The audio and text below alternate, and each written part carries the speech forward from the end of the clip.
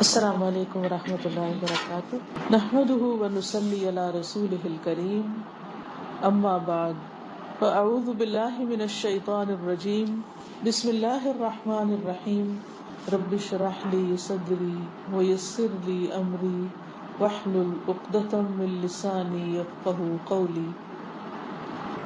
قرآن مجید کی بہت سی صورتوں میں جنت کے بارے میں بتایا گیا ہے۔ جنت مومن کے لیے فائنل ابورڈ ہے، اس کا گھر ہے، لیکن اس میں وہی خوش قسمت جائیں گے جو اللہ کی مرضی اور پسند کے مطابق دنیا کی زندگی بسر کریں گے۔ سوچئے اگر آج ہماری موت آ جائے تو وہ کون سا عمل ہوگا جو ہم جنت کے لیے پیش کر سکیں۔ جنت میں داخلے کے لیے آج ہمارے پاس کیا ہے؟ آج صبح سے لے کے اب تک کوئی ایک کام سوچیے اور بتائیے کہ جو آپ پیش کر سکیں کہ یار دیکھیے میں نے اتنا اچھا کام کیا ہے، آپ خوش ہو جائیے اور مجھے اپنی جنت عطا کر دیجیے۔ حقیقت یہ ہے کہ ہماری زندگی ایک کے بعد ایک دن گزرتا چلا جا رہا ہے اور زندگی کا چراغ مدھم ہوتا چلا جا رہا ہے۔ ہم دنیا سے دور ہوتے چلے جا رہے ہیں اور آخرت سے قریب ہوتے چلے جا رہے ہیں، اور ایک دن آئے گا کہ یہ چراغ بجھ جائے گا اور ہم سب باری باری اللہ سبحانہ و تعالیٰ کے حضور حاضر ہو جائیں گے، اور یہ سب کچھ یقینی ہے، اس میں کسی قسم کا کوئی شک نہیں، اور پھر انسان اپنے اپنے عمل کی جزا پائے گا۔ ہم جس دنیا کو گزار رہے ہیں، جس دنیا میں رہ رہے ہیں، جو زندگی بسر کر رہے ہیں، یہ تو ایک راہ گزر ہے، یہ رہنے کی جگہ نہیں ہے، یہ تو ایک امتحان کی جگہ ہے، یہ تو چند دن کی بات ہے۔ اس میں کوئی خوشحال سے خوشحال بھی ہو، بہت بہترین زندگی بسر کر رہا ہو، اس کو بھی چھوڑنا ہے اس سب کو، اور اگر کوئی تکلیف میں ہے، تنگی میں ہے، مشکل میں ہے، بیماری میں ہے، سختی میں ہے، تو اس کو بھی یہ زندگی چھوڑنی ہے، اس کو بھی یہ دنیا چھوڑنی ہے۔ تو ہم سب آہستہ آہستہ اپنے رب کی طرف بڑھ رہے ہیں اور ایک دن اس سے جا کر ملاقات کرنا ہے۔ یا ایھا الانسان ما غرک بربک الکریم، اے انسان تجھے اپنے رب کریم کے بارے میں کس نے دھوکے میں ڈال رکھا ہے۔ الذی خلقک فسواک فعدلک فی ای صورۃ ما شاء رکبک، کہ جس نے تجھے پیدا کیا، درست کیا، ہموار کیا، جس شکل میں چاہا تجھے جوڑ کر رکھ دیا۔ تو جس رب نے تجھے بنایا ہے تجھے اسی کی طرف واپس جانا ہے۔ پھر تم دنیا سے رخصت جب ہوگے تو تمہارے یہ جسم دھل جائیں گے، پھر قیامت کا دن ہوگا، دوبارہ تم پیدا کیے جاؤ گے، اور اس کے بعد کی زندگی ہمیشہ ہمیشہ کی زندگی ہوگی، یا جنت یا جہنم۔ تو ہم میں سے ہر ایک کو اس جنت کا خریدار بننا ہے، اس جنت کا شوق رکھنا ہے اور اس کے لیے کام کرنا ہے۔ تو آج میں چند ایک کام آپ کے ساتھ شیئر کروں گی کہ جو جنت میں لے جانے والے ہیں۔ ہر کام کو سن کر اپنا جائزہ لینا ہے، کیا یہ کام میں کرتی ہوں؟ ہمیں یہ نہیں دیکھنا کہ اور کرتا کہ نہیں کرتا، کیونکہ کسی اور کا حساب ہم سے نہیں ہونا، ہم سے ہمارا حساب ہی ہوگا۔ تو اس لیے ہم میں سے ہر ایک کو یہ دیکھنا ہے کہ کون کون سے کام کروں، کیونکہ جنت تو سامنے نظر آ رہی ہے، ساری ڈسکرپشن قرآن و سنت میں بتا دی گئی ہے، لیکن وہاں تک پہنچنے کے لیے کچھ راستے اختیار کرنے ہیں، کچھ کام کرنے ہیں۔ سوچئے ان کاموں میں سے کون کون سا کام میں کرتی ہوں، آج کے دن کیا ہے، اور کون سے کام ہیں جن کے بارے میں ٹال مٹول سے کام لیتی رہتی ہوں۔ تو آئیے ہم سب اپنا اپنا حساب لیں، اپنا اپنا محاسبہ کریں، اپنا اپنا جائزہ لیں۔ پہلا کام، رسول اللہ صلی اللہ علیہ وسلم نے فرمایا، میں اس شخص کے لیے جنت کے اطراف میں گھر کا ضامن ہوں، جنت کے کناروں پر گھر کی گارنٹی دیتا ہوں، جو حق پر ہونے کے باوجود جھگڑا چھوڑ دے۔ کسی کے ساتھ جھگڑا چل رہا ہو، ودرا کر لے، اپنا حق چھوڑ دے کہ مجھے اس کے بدلے وہاں جنت میں گھر چاہیے، اور اس شخص کے لیے جنت کے درمیان میں گھر کا ضامن ہوں جو مذاق میں بھی جھوٹ بولنا چھوڑ دے، اور اس شخص کے لیے جنت کی اعلیٰ منازل میں ایک گھر کا ضامن ہو جو اپنے اخلاق کو عمدہ بنا لے۔ ہم اس میں سے کون کون سا کام کرتے ہیں؟ ہم اپنے آپ سے پوچھیں کہ کیا کسی کے ساتھ میرا کسی بات پر جھگڑا ہو جائے تو میں اس کو ختم کرنے کی کوشش کرتی ہوں یا بڑھائے چلے جاتی ہوں؟ کیونکہ بعض اوقات ایسا ہوتا ہے نا کہ جھگڑا چھوٹی سی بات سے شروع ہوتا ہے، چاہے میاں بیوی کے درمیان جھگڑا ہو یا بہن بھائیوں کے ساتھ ہو، کسی چھوٹی بات پہ اختلاف ہو گیا، کسی چیز پر ناراضگی ہو گئی، اور پھر وہ بڑھتی گئی اور بڑھاتے گئے، اس کو ختم کرنے کی کوشش نہ کی۔ تو مومن ایسا نہیں ہوتا، مومن جھگڑالو نہیں ہوتا، مومن جھگڑا چھوڑ دیتا ہے، خواہ اپنا حق چھوڑنا پڑے۔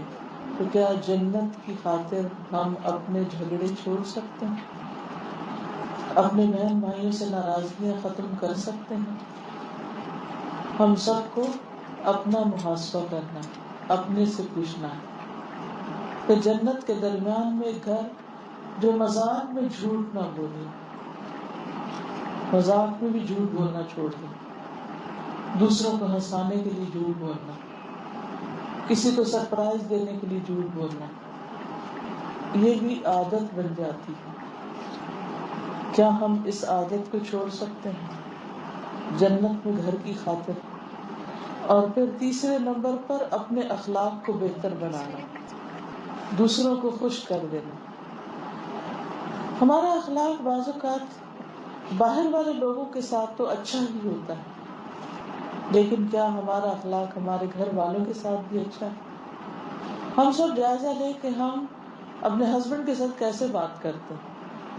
کیا وہ گواہی دیتے ہیں کہ ہمارا اخلاق اچھا ہے؟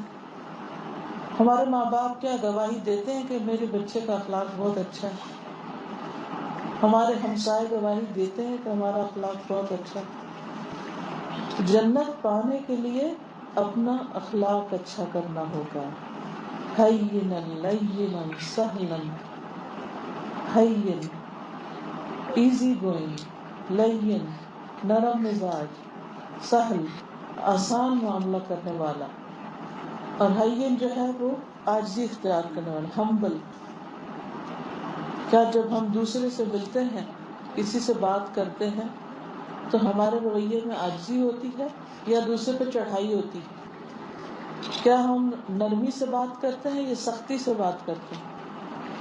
ہمارے لہجے میں کیا سختی ہوتی ہے یا نرمی ہوتی ہے؟ اسی طرح سہل آسان ہوتے ہیں، ایزی گوئنگ ہوتے ہیں، یا مشکلیں کمپلیکیشن پیدا کرتے ہیں؟ قریب لوگوں سے قریب ہوتے ہیں یا دور ہوتے ہیں؟ تو جنت میں جانے کے لیے اچھا اخلاق بے حد ضروری ہے۔ دوسرا نسخہ، دن رات میں 12 رکعتیں پڑھنا، سنت راتبہ۔ ہم بعض اوقات صرف فرض پہ کفایت کرنے لگتے ہیں اور سنت چھوڑ دیتے ہیں۔ سنت ترمذی کی روایت ہے، رسول اللہ صلی اللہ علیہ وسلم نے فرمایا، جو شخص پابندی سے دن رات میں 12 رکعتیں سنت ادا کرے، اللہ تعالیٰ اس کے لیے جنت میں ایک گھر بنائے گا۔ 4 رکعتیں ظہر سے پہلے، 2 رکعتیں ظہر کے بعد، 2 مغرب کے بعد، 2 عشاء کے بعد اور 2 فجر کی نماز سے پہلے، 12 رکعتیں۔ ہم سب اپنی نمازوں کا جائزہ لیں، کیا یہ سنتیں پوری ہوتی ہیں؟ جو یہ سنتیں پوری کرے گا اس کے لیے جنت میں گھر کی ضمانت ہے۔ دنیا میں اگر کوئی کہے کہ یہ 12 رکعتیں آپ پڑھ لیں، آپ کو ایک بہت اچھا ولا مل جائے گا، ہم سب پڑھ لیں گے۔ 12 کیا 24 بھی پڑھ لیں گے، بالکل۔ لیکن کہاں جنت، کہاں دنیا، نو کمپیرزن۔ ہم نے اصل میں دنیا سے اتنا دل لگا لیا ہے کہ جنت بھول گئی، جنت پس پشت چلی گئی، یقینی نہیں رہی۔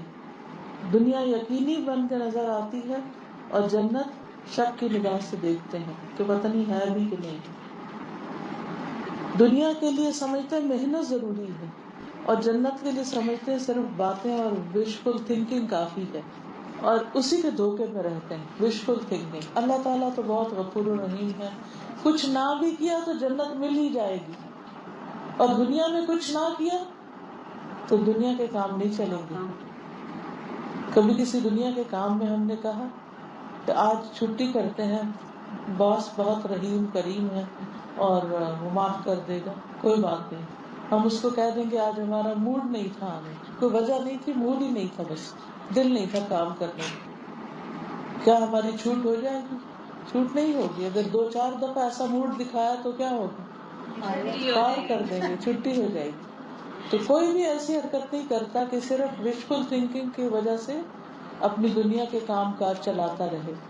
دنیا میں ہر چیز ہم سیریسلی لیتے ہیں، جنت کے معاملے میں سیریس ہونے کی ضرورت ہے، سنجیدہ ہونے کی ضرورت ہے، کسی دھوکے میں نہ رہیں۔ 10 بار سورۃ الاخلاص پڑھنا۔ مسند احمد کی روایت ہے، سیدنا معاذ بن انس جہنی سے روایت ہے کہ نبی اکرم صلی اللہ علیہ وسلم نے فرمایا، جو شخص قل هو اللہ احد آخر تک 10 بار پڑھے گا، اللہ تعالیٰ اس کے لیے جنت میں گھر تعمیر کرے گا۔ سیدنا عمر نے کہا کہ اے اللہ کے رسول صلی اللہ علیہ وسلم، پھر تو ہم بہت سے محل حاصل کر سکتے ہیں، بہت سے پیلسز ہوں گے ہمارے۔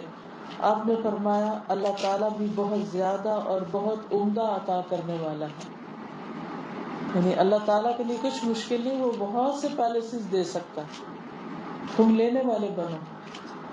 ہم نے آج تک زندگی میں کتنی بار ایک جگہ بیٹھ کے 10 دفعہ سورۃ الاخلاص پڑھی ہے، ہمیں نہیں یاد پڑتا کہ ہم نے کبھی جنت حاصل کرنے کے لیے جنت کی نیت سے یہ عمل کیا۔ ہاں، اگر دنیا حاصل کرنے کے لیے کوئی وظیفہ ہمیں بتا دے کہ روز 10 دفعہ سورۃ اخلاص پڑھو، عشاء کے بعد پڑھو، اور اس سے پہلے 10 دفعہ درود شریف پڑھو، اور 10 دفعہ فلاں چیز پڑھو، پھر 10 دفعہ قل هو اللہ پڑھو، تو لمبے لمبے وظیفے دنیا حاصل کرنے کے لیے کر لیں گے، لیکن جنت کے حصول کے لیے سورۃ الاخلاص پڑھنا، اللہ تعالیٰ کی توحید کا اقرار کرنا ہمارے لیے ایک مشکل کام ہوتا ہے۔ پھر ایک اور چیز، اولاد کی فوتگی پر صبر۔ بچہ فوت ہو جائے تو اس پر صبر کرنے والے کو بھی جنت میں گھر ملتا ہے۔ رسول اللہ صلی اللہ علیہ وسلم نے فرمایا، جب کسی آدمی کا بچہ فوت ہوتا ہے تو اللہ سبحانہ وتعالیٰ فرشتوں سے فرماتا ہے، کیا تم نے میرے بندے کے بیٹے کی روح قبض کر لی؟ وہ عرض کرتے ہیں جی ہاں۔ اللہ تعالیٰ فرماتا ہے کہ تم نے اس کے دل کا پھل قبض کر لیا، دل کا ٹکڑا لے لیا؟ وہ عرض کرتے ہیں جی ہاں۔ پھر اللہ تعالیٰ پوچھتے ہیں میرے بندے نے کیا کہا؟ فرشتے عرض کرتے ہیں اس نے تیری تعریف کی اور انا للہ و انا الیہ راجعون پڑھا۔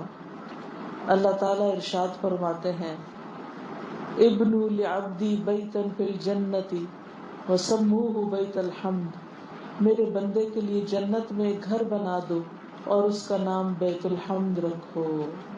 لیکن یہ جزا کس کی ہے، یہ بدلہ کس کا ہے؟ وہ جو وفات پر صبر کرے، فوتگی پر صبر کرے۔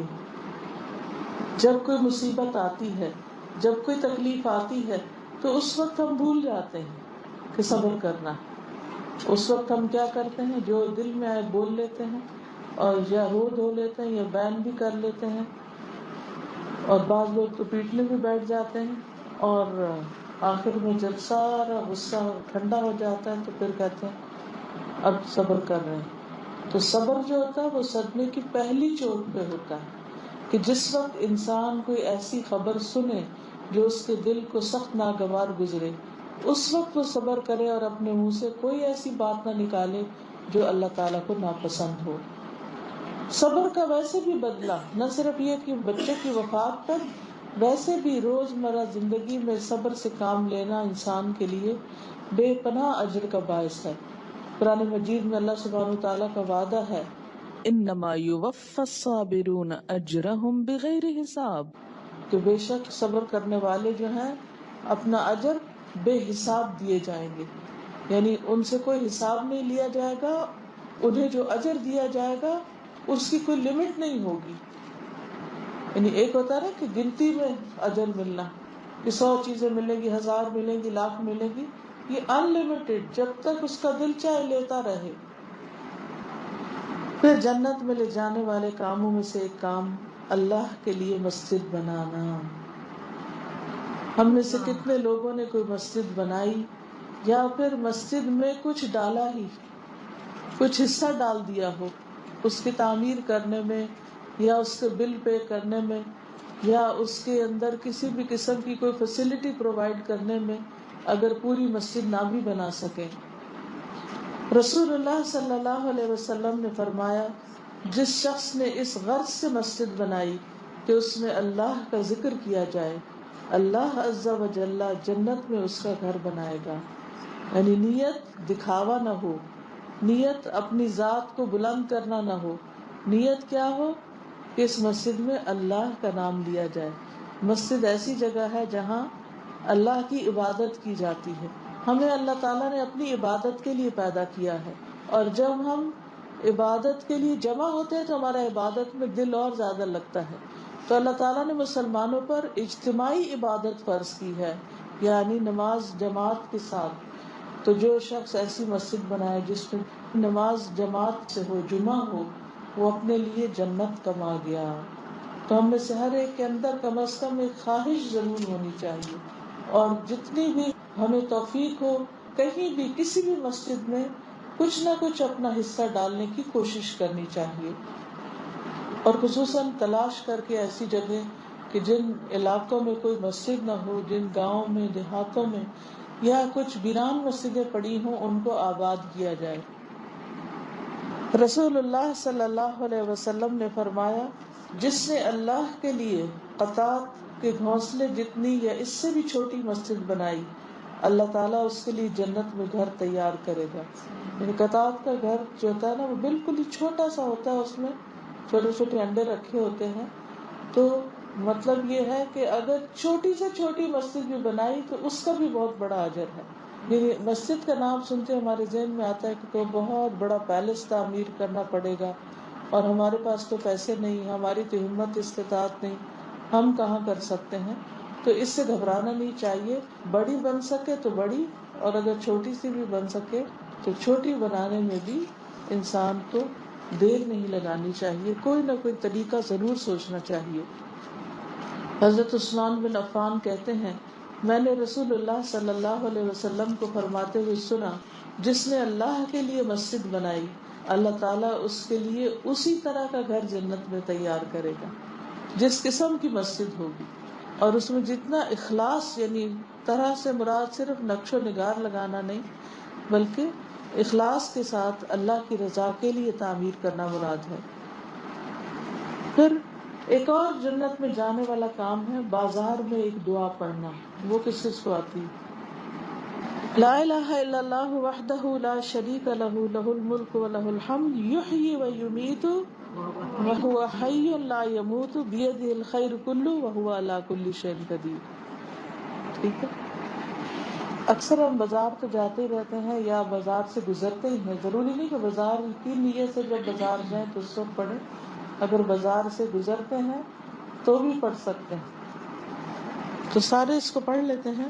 لا الہ الا اللہ وحدہ لا شریک لہ لا الہ الا اللہ وحدہ لا شریک لہ لہ الملک ولہ الحمد لہ الملک ولہ الحمد یحیی ویمیت یحیی ویمیت وہو حی لا یموت وہو حی لا یموت بیدہ الخیر کلہ بیدہ الخیر کلہ وہو علی کل شیء قدیر. وہو علی کل شیء قدیر. ایک دفعہ پھر پڑھ لیجیے. لا الہ الا اللہ وحدہ لا شریک لہ لہ الملک ولہ الحمد یحیی ویمیت وہو لا یموت وہو علی کل شیء قدیر. ٹھیک ہے، 3 حصوں میں کر لیجئے. جو پارٹ نہیں آتا نا، یحیی و یمیت وہو حی لا یموت وہو حی لا یموت بیدہ الخیر کلہ. بیدہ الخیر کلہ. ٹھیک ہے، دوبارہ کریے اس پارٹ کو، یہیں پر گڑبڑ ہوئی ہے نا. یحیی و یمیت یحیی ویمیت وہو حی لا یموت وہو حی لا یموت بیدہ الخیر کلہ. بیدہ الخیر کلہ. پھر ایک دفعہ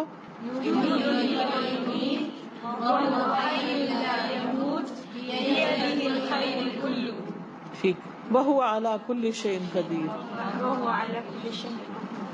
اس کا ترجمہ ہے اللہ کے سوا کوئی معبود نہیں، وہ اکیلا ہے، اس کا کوئی شریک نہیں، اسی کے لیے بادشاہت ہے، اسی کے لیے سب تعریف ہے.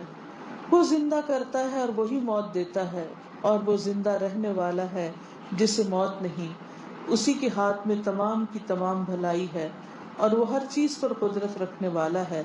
تو اللہ تعالیٰ اس کے لیے 10 لاکھ نیکیاں لکھ لیتا ہے، 10 لاکھ گناہ معاف کر دیتا ہے، اور اس کے لیے جنت میں ایک گھر تعمیر کرتا ہے. سنن ترمذی کی روایت ہے.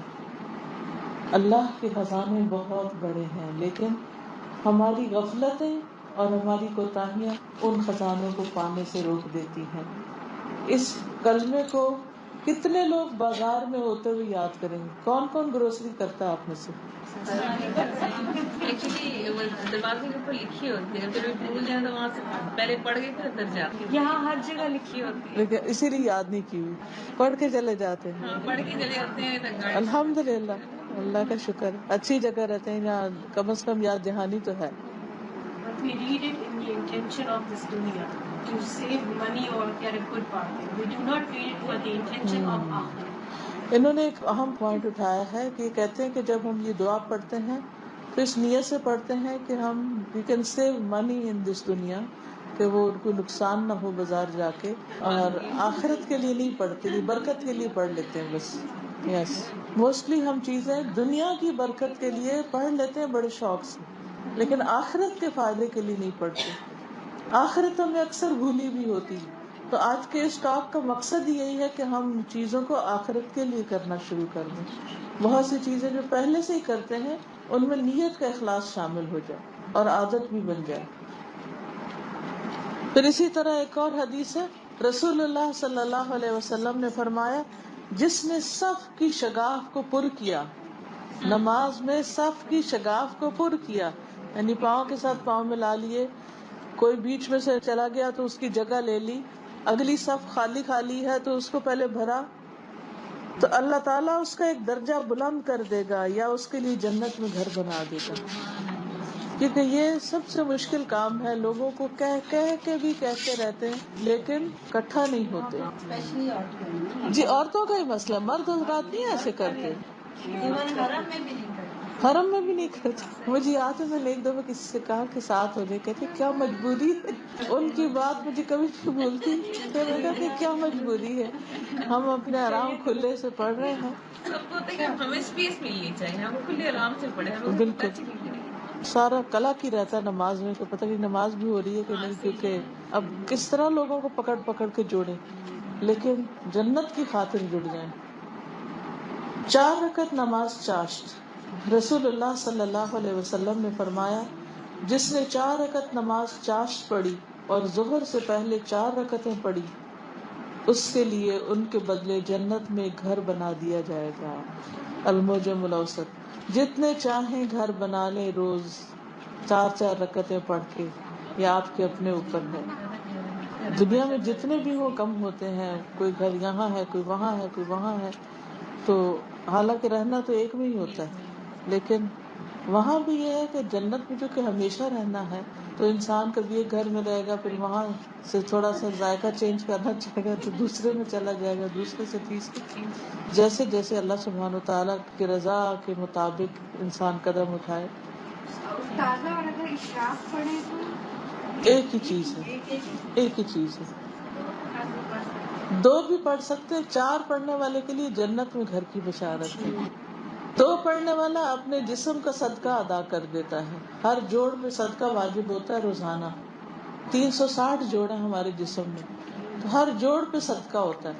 تو جب انسان صبح کے وقت 2 نفل پڑھ لیتا ہے تو پورے جسم کا صدقہ ادا کر دیتا ہے. اب اگر میں یہ بتاؤں اپنے پاس سے فضیلت کی بیماریوں سے بچا رہتا ہے تو بہت سے لوگ اس کو شروع کر دیں گے، لیکن اگر یہ کہے کہ اپنے جسم کا صدقہ اس کا ادا ہو جاتا ہے تو وہ شاید اتنا. بہرحال اللہ سبحانہ وتعالیٰ کو ہماری نفسیات پتہ ہے. اللہ تعالیٰ فرماتے کلا بل تحبون العاجلہ وتذرون آخرہ، ہرگز نہیں، بلکہ تم دنیا سے محبت کرتے اور آخرت کو چھوڑ دیتے. اللہ تعالیٰ کو ہماری یہ کمزوری پتہ ہے، تو ہمیں اسٹرگل کرنی ہے، کوشش کرنی ہے، نیت اور محنت کے ساتھ آخرت کمانا ہے انشاءاللہ. اب یہ ساری باتیں جو میں کر رہی ہوں نا، ان کو سامنے رکھ کے اپنا جائزہ لینا کہ ان میں سے میں کون کون سا کام کرتی ہوں یا کوئی بھی نہیں کرتی. سوچنے کی بات ہے، یا کبھی کر لیا کبھی نہ کیا. اور جنت کا شوق یہ خالی سکھانا ہی تو کافی نہیں ہوتا، کرنا بھی ضروری ہوتا ہم سب کو. تو تہجد پڑھنا، رسول اللہ صلی اللہ علیہ وسلم نے فرمایا لوگوں سلام کو عام کرو، کھانا کھلایا کرو، رات کو جب لوگ سو رہے ہوں تو نماز پڑھا کرو، تم سلامتی کے ساتھ جنت میں داخل ہو جاؤ. ہم ریگولر بیسس پر کس کو کھانا کھلاتے؟ گھر والوں کو کھلاتے تو وہ تو ڈیوٹی ہو، لیکن گھر والوں کے علاوہ باہر کس کو کھلاتے؟ ہمسایوں کو یا غریبوں کو یا فقیروں کو. کوشش کریں کسی غریب خاندان کا راشن لگا دیں، کسی غریب بچوں کا دودھ لگا دیں، یا کوئی بھی ایسا کام اپنی زندگی میں خیراتی کریں کہ جس سے اپنی آخرت آسان ہو جائے. رسول اللہ صلی اللہ علیہ وسلم نے فرمایا، سنن ترمذی کی روایت ہے، رحمان کی عبادت کرو، بھوکوں کو کھانا کھلاؤ، سلام کو عام کرو تو سلامتی کے ساتھ جنت میں داخل ہو جاؤ گے. تحیۃ الوضو پڑھنا، تحیۃ الوضو پڑھنا. سیدنا ابو ہریرہ سے روایت ہے کہ نبی کریم صلی اللہ علیہ وسلم نے بلال رضی اللہ تعالیٰ عنہ سے فجر کے وقت پوچھا، اے بلال، مجھے اپنا سب سے زیادہ امید والا نیک کام بتاؤ جسے تم نے اسلام لانے کے بعد کیا ہے، کیونکہ میں نے جنت میں اپنے آگے تمہارے جوتوں کی آواز سنی ہے. بلال نے عرض کیا، میں نے تو اپنے نزدیک اس سے زیادہ امید کا کوئی کام نہیں کیا کہ جب میں نے رات یا دن میں کسی وقت بھی وضو کیا تو میں اس وقت اس وضو سے نفل نماز پڑھتا رہتا جتنی میری تقدیر میں لکھی گئی. یعنی باوضو رہتے ہر وقت، اور جب وضو کرتے تو 2 نفل پڑھ لیتے. اس وجہ سے ان کے قدموں کی آواز نبی صلی اللہ علیہ وسلم نے آگے آگے جنت میں سنی. یہ کوئی معمولی چیز نہیں ہے، بہت بڑا مقام ہے. لیکن ہم تو فرض نماز پڑھنے میں بھی مشکل کرتے ہیں، تحیۃ الوضو کہاں سے پڑھیں گے. نبی کریم صلی اللہ علیہ وسلم نے فرمایا، کیا میں تمہیں جنت والوں کی خبر نہ دوں؟ ہر کمزور اور حقیر سمجھا جانے والا اگر وہ قسم کھا لے تو اللہ تعالیٰ اس کی قسم پوری کر دے. کیا میں تمہیں دوزخ والوں کی خبر نہ دوں؟ ہر تند خو، اکڑ کر چلنے والا اور متکبر. یعنی دونوں کے مزاج ہی الگ الگ ہیں. جنت میں جانے والے ہمبل مزاج اور منکسر المزاج ہیں، اور جہنم میں جانے والے تند خو، بدتمیز اور اکڑ کے چلنے والے لوگ. پھر رشتہ داریوں کو جوڑنا، جو کہ واقعی ایک مشکل کام ہے، کیونکہ آپ اکثر رشتہ داروں کے ساتھ اچھا سلوک کرتے رہتے لیکن وہ اس کو کبھی اکنالج نہیں کرتے، اس کو مان کے نہیں دیتے کہ آپ نے ان کے ساتھ کوئی اچھا کیا، کیونکہ وہ اس کو اپنا رائٹ سمجھتے ہیں کہ آپ کو تو اچھا کرنا ہی چاہیے، کوئی احسان نہیں سمجھتے. تو انسان بعض اوقات فیڈ اپ ہو جاتا ہے کہ میں تو ان کے ساتھ اتنا اچھا کرتا ہوں اور پھر بھی یہ میری برائی کرنے سے باز نہیں رہتے. تو اس سے بہتر ہے کہ پھر وہ ایزی، دل چاہے تو کر لو، دل چاہے تو نہیں کرو. نہیں، وہ اچھا کرے کہ نہ کرے، ہمیں ان کے ساتھ اچھا کرتے رہنا ہے. کس کی خاطر؟ اللہ کی خاطر. صحیح مسلم کی روایت ہے یہ. سیدنا ابو ایوب کہتے ہیں کہ ایک آدمی نبی اکرم صلی اللہ علیہ وسلم کی خدمت میں حاضر ہوا اور عرض کیا، مجھے کوئی ایسا عمل بتائیے جو مجھے جنت کے قریب اور جہنم سے دور کر دے. آپ صلی اللہ علیہ وسلم نے ارشاد فرمایا، اللہ کی بندگی کرو اور اس کے ساتھ کسی کو شریک نہ ٹھہراؤ، نماز قائم کرو، زکوٰۃ ادا کرو اور رحم والوں رشتہ داروں سے تعلق قائم رکھو. جب آدمی واپس پلٹا تو رسول اللہ صلی اللہ علیہ وسلم نے فرمایا، جن باتوں کا اسے حکم دیا گیا ہے اگر اس نے ان پر عمل کر لیا تو یہ شخص جنت میں داخل ہو جائے گا. آیا، سوال کیا، کام پتہ کیا اور گیا. اگر کام کر لیا تو جنت میں چلا جائے گا. پھر روزہ رکھنا. روزہ رکھنا بھی جنت میں لے جانے والے کاموں میں سے ہے. جہاں کھانا کھلانا وہاں روزہ رکھنا بھی. رسول اللہ صلی اللہ علیہ وسلم نے فرمایا جنت میں ایک بالا خانہ ہے، بہت اونچا مقام ہے جس کا ظاہر باطن سے اور باطن ظاہر سے نظر آتا ہے، یعنی باہر سے اندر اور اندر سے باہر نظر آتا ہے۔ اب تو دنیا میں بھی لوگوں نے نقل اتارنے کی کوشش کی ہے، ہائی رائزز بنا کے ان کو پورے کا پورا گلاس لگا دیا کہ وہاں باہر سے اندر تو نظر نہیں آتا ان میں، لیکن اندر سے باہر نظر آتا ہے۔ یہ اللہ تعالیٰ نے اس شخص کے لیے تیار کیا ہے جو لوگوں کو کھانا کھلاتا ہے، پھر اگین کھانا کھلانا، نرمی سے بات کرتا ہے، تسلسل کے ساتھ روزے رکھتا ہے، اور اس وقت نماز پڑھتا ہے جب لوگ سو رہے ہوں، یعنی تہجد کی نماز۔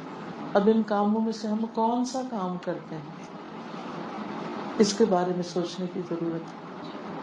کیا ہم مسلسل روزے رکھتے ہیں، یا تہجد پڑھتے ہیں، یا نرمی سے معاملہ کرتے ہیں، یا پھر کھانا کھلاتے ہیں لوگوں کو خوشی کے ساتھ؟ جب کوئی مہمان آتے ہیں تو ہمارا طرز عمل کیا ہوتا ہے، کتنے خوش ہو کر ہم کھانا کھلاتے ہیں۔ پچھلے دن ہماری ایک اسٹوڈنٹ کی وفات ہوئی مدینہ میں، تو اس کے بارے میں پتہ چلا کہ بہت دکھی خاتون تھی، لیکن لوگوں کو کھانا کھلانے پہ بہت خوش ہوتی تھی۔ جب بھی ان کے کوئی گھر آئے تو اسے کھانا کھائے بغیر نہیں جانے دیتی تھی۔ تو انسان کی زندگی میں کچھ نیکیاں ایسی ہوتی ہیں جو اس کے لیے اچھی موت کا سبب بھی بنتی۔ اللہ تعالیٰ ہمیں ان چیزوں پر عمل کرنے کی توفیق دے، اور ہم کہیں سستی اور غفلت میں رہ نہ جائیں، کیونکہ ہم ہر وقت تعویلیں بہانے کرتے رہتے ہیں، ابھی یہ مصروفیت ہے، ابھی یہ مصروفیت ہے، لیکن ساری مصروفیات اپنی جگہ، مگر نیکی کے کرنے والے کام ہمیں کرنے ہی ہیں انشاءاللہ۔ سچ بولنے والا، رسول اللہ صلی اللہ علیہ وسلم نے ایک روز اپنے خطبے میں ارشاد فرمایا، جنت میں جانے والے 3 قسم کے لوگ ہیں۔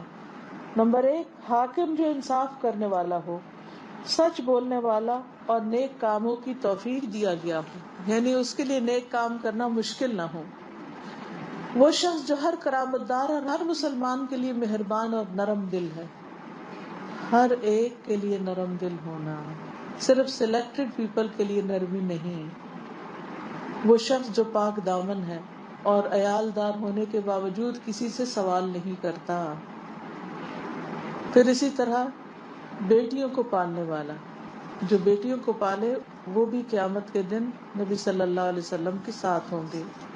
یتیم کی کفالت کرنے والا، ہم بھی دیکھیں ہمارے خاندان میں کوئی یتیم بچہ ہو، یا کوئی ادارہ یتیم بچوں کی پرورش کر رہا ہو، یا کچھ لوگ ہوں جو یتیموں کا خیال رکھتے ہوں، تو ان کے لیے کوئی وظیفہ مقرر کر دینا یا کسی بھی طرح یتیموں کا خیال کرنا، یہ بھی جنت میں لے جانے والے کاموں میں سے ہے۔ رسول اللہ صلی اللہ علیہ وسلم نے فرمایا، یتیم کی کفالت کرنے والا، خواہ وہ یتیم اس کا رشتہ دار ہو یا نہ ہو، الحمدللہ وسعت پیدا کر دی، ورنہ اگر یہ ہوتا کہ رشتہ دار یتیم تو پھر شاید ہر ایک کو موقع نہ ملتا کچھ بھی، یعنی کہ جیسے گھر میں ایک بیوہ عورت ہے، یعنی یتیم کو، ہاں یعنی کوئی بھی علم، ظاہر ہے کہ دنیا کا بھی پڑھے گا تو اپنے پاؤں پہ کھڑا ہوگا نا، ورنہ جاہل رہ جائے گا تو مشکل میں ہوگا۔ تو اس میں آپ دیکھیے کہ کوئی بھی عورت پتہ چلے کہ بیوہ ہو گئی ہے تو فوراً سوچے اس کے بچوں کا کیا سلسلہ، کیونکہ جو عورتیں اس تکلیف سے گزرتی ہیں ان کو معلوم ہے کہ کس قدر بے بسی ہو جاتی ہے، اپنی چھوٹی چھوٹی ضرورتیں پوری کرنے کے لیے لوگوں کے آگے انسان ہاتھ پھیلانے سے بچنا بھی چاہتا ہے اور گزارا بھی نہیں ہوتا۔ بعض اوقات ماں باپ بھی نہیں ہوتے، بعض اوقات بہن بھائی بھی نہیں پوچھتے۔ تو جہاں بھی کوئی ایسا حادثہ ہو فوراً انسان کو اپنی مدد آفر کرنی چاہیے۔ آپ نے فرمایا، خواہ وہ یتیم کا رشتہ دار ہو یا کوئی اور ہو، وہ اور میں جنت میں ان 2 انگلیوں کے ساتھ ساتھ ہوں گے، یعنی آپ نے اپنی شہادت کی انگلی اور ساتھ والی ساتھ ملائی۔ پھر زبان کی حفاظت، جو شخص زبان کی حفاظت کی ضمانت دے، نبی صلی اللہ علیہ وسلم نے اس کو جنت کی ضمانت دی ہے، کہ انسان غیبت نہ کرے، چغلی نہ کرے، کسی کو گالی نہ دے، کسی کے ساتھ زیادتی نہ کرے۔ پھر قرآن مجید حفظ کرنا، صاحب قرآن جنت میں داخل ہوگا تو اسے کہا جائے گا قرآن کی تلاوت کرتا جا اور درجے چڑھتا جا، چنانچہ وہ ہر آیت کے بدلے میں ایک درجہ بلند ہوتا جائے گا، حتیٰ کہ آخری آیت پر پہنچ جائے گا جو اس سے یاد ہوگی، اور وہی اس کا ٹھکانہ ہوگا۔ اس درجے پر اس کا گھر ہوگا. مریض کی عادت کرنے والا جنت کے باغ میں ہوتا ہے جب تک کہ واپس نہ آ جائے. علم دین حاصل کرنا، جو شخص علم دین حاصل کرنے کے لیے کوئی راستہ چلتا ہے اللہ تعالیٰ اس کے لیے جنت کا راستہ آسان کر دیتے ہیں. بینائی کے جاتے رہنے پر صبر کرنا، نابینا اگر کوئی ہو جائے تو اللہ تعالیٰ کا وعدہ ہے کہ جس سے اس کی 2 پیاری چیزیں لے گا اس کے بدلے اس کو جنت عطا فرمائے گا. پھر والدین کی خدمت. رسول اللہ صلی اللہ علیہ وسلم نے فرمایا اس شخص کی ناک خاک آلود ہو، اس شخص کی ناک خاک آلود ہو، اس شخص کی ناک خاک آلود ہو جس نے والدین میں سے دونوں کو یا ایک کو بڑھاپے میں پایا پھر ان کو راضی کر کے جنت میں داخل نہ ہوا. یعنی ماں باپ کو نہ پوچھنا یہ بھی انسان کے لیے بہت بڑا وبال اور آفت ہے. اور آخری چیز ہے تکلیف دہ چیز کو راستے سے ہٹا دینا، یعنی دوسروں کے لیے آسانی پیدا کرنا، سہولت پیدا کرنا. رسول اللہ صلی اللہ علیہ وسلم نے فرمایا ایک درخت مسلمانوں کو تکلیف دیتا تھا تو ایک شخص آیا اور اس نے وہ درخت کاٹ دیا اور وہ جنت میں داخل ہو گیا. یہ جو کام ہم نے پڑھے ہیں ہم سب کا ٹارگٹ یہ تھا کہ ہم اپنا جائزہ لیں گے کہ ان میں سے کون سے کام ہم کرتے ہیں. 1 2 3 4 5 کتنے، یا کبھی کبھار کوئی کر لیا تو موقع ہوا، کبھی نہ کیا. ان کاموں کی لسٹ بنا کے رکھنی چاہیے تاکہ ہمیں یاد دہانی رہے اور ہم کچھ نہ کچھ کرتے رہیں. اب آپ اگر کچھ شیئر کرنا چاہیں کہ یہ کام ہم کیسے کر سکتے ہیں تو آپ ضرور بتائیے. ایک لسٹ بنا کے ہم فریج میں یا کچن میں اسٹک کر سکتے ہیں کہ روزانہ کی چیک لسٹ ہو کہ میں نے آج یہ کام کیا ہے کہ نہیں. وہ اپنے کچن میں جہاں سامنے روز نظر پڑتی ہے وہاں پہ ہم وہ چیک لسٹ پیش کر سکتے ہیں. بالکل. اور کوئی؟ آپ لوگوں کو بھی موٹیویٹ کریں تاکہ اکٹھے کام کرنا آسان ہو جائے. ہاں بالکل، ایک دوسرے کو تعاون کرنا اور ایک دوسرے کو یاد دہانی کرانا ہوتا ہے. بالکل ان چیزوں کو گھر والوں کے ساتھ بھی شیئر کریں اور ان کو بھی ساتھ موٹیویٹ کریں کہ وہ بھی کریں. اور گھر والوں کے ساتھ اپنے فرینڈس کو بھی، اپنے سرکل کو جتنا اپنے ساتھ ملائیں گے وہ بڑھتا ہی انشاءاللہ چینج بن انشاءاللہ. جائے گی انشاءاللہ. انہوں نے باقی ٹینشن سیٹ کرنے کی مطلب اپنے آپ کا یہ محاسبہ کرنا ہے کہ ہم لوگ اپنے لیے مطلب جو کام کر رہے ہیں وہ خاص اللہ تعالیٰ کے لیے کر رہے ہیں جب لوگوں کو دکھانے کے لیے اپنی نیت کیا ہے، یا کسی بات پہ ڈر سے رونا، یا خاص اللہ تعالیٰ کے ڈر سے رو رہے ہیں، یا اپنا کوئی اور مسئلہ ہے جس کی وجہ سے آپ کے آنسو آ رہے ہیں. بالکل خاص اپنے آپ کو پیور کرنا اللہ تعالیٰ کے لیے. بالکل. مجھے اپنے اوپر نہ بالکل یقین نہیں رہتا کہ میں کس طرح کنسسٹنسی سے کروں. تو میں ایک دعا بہت کثرت سے پڑھتی ہوں کہ اللہم وفقنا لما تحب وترضى، کہ اللہ تعالیٰ مجھے توفیق دے دے ایسے کام کرنے کی جو تجھے محبوب اور جسے تو راضی ہو جائے.